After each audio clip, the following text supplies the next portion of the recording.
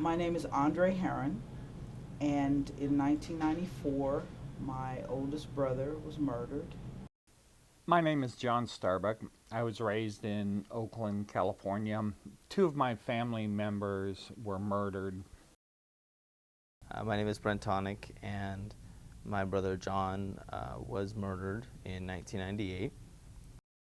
My name is Rich Anderson, and when I was 12 years old, my grandmother was murdered by my uncle, and he was sentenced to death. My name is Del Medina, and I'm a member of California Crime Victims for Alternatives to the Death Penalty.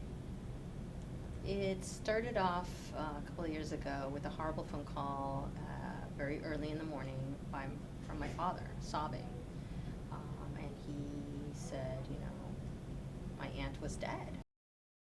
I think the most surprising part about it for me was how much I wanted to go out and seek revenge against the people who had killed my brother, even though I didn't know who that was.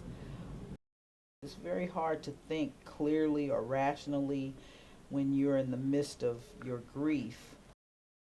You need that feeling of some kind of justice being done, something, some sort of closure, though there's never any real closure.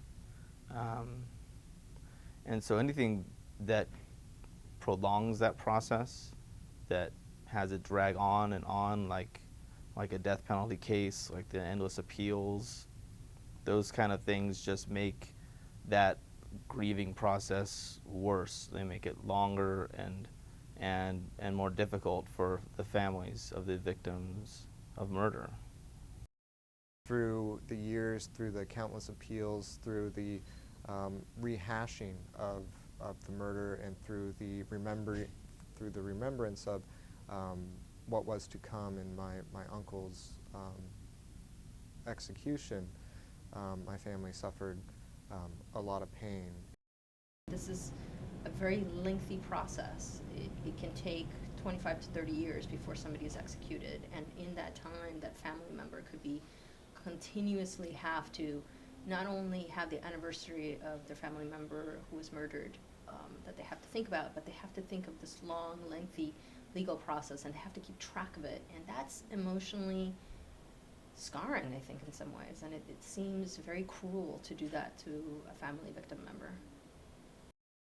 We need a system that brings closure to families and that ends the legal process. There's no closure to death of a child, but there are aspects of social policy like the legal process that we can vastly improve. Life in prison without parole is, for all intents and purposes, it is a death penalty. You're in prison until the day you die. And you can't get out, you can't harm anyone else, you can't create any more victims. By this method, we're able to address victims' rights, and we're able to address the rights of people like my family that need justice and that want justice, and at the same time not create additional victims.